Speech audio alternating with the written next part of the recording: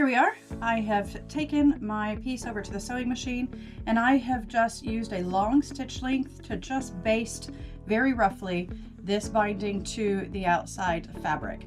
I made sure that stitch line is going to be inside my seam allowance so it won't show at the end. I don't have to worry about going back and taking it out. And I've left the ends free so that I will be able to go back and hem here very simply, about 1/4 inch, fold, and then again, and I'll just stitch it.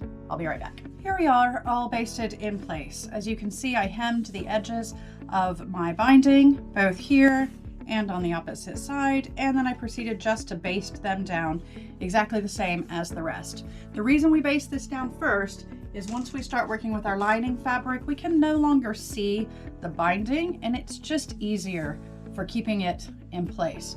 So I will line this up, I will pin it all the way around, and then I will stitch it. Now, instead of basting, I'll be stitching it for real with a normal stitch length, just a straight stitch again, all the way around, except I have to leave an opening to allow me to turn this inside out.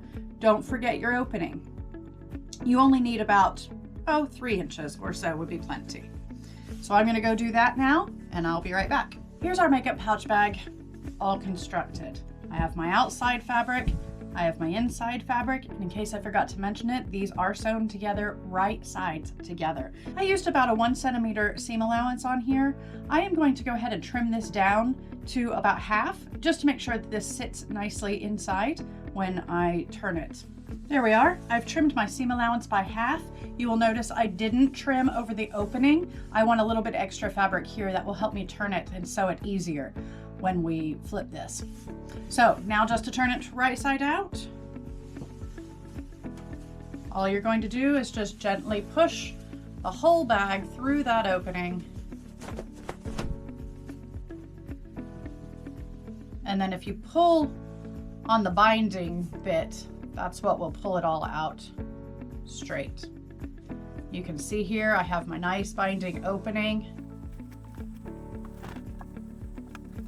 Here's the opening I'll need to stitch closed where I just turned through. Here's the inside of our bag, and here's the outside of the bag, and believe it or not, we're almost finished. What I'm gonna do now is I'm going to take this to the ironing board and I'm going to pull all of this out nice and neat and press it in place.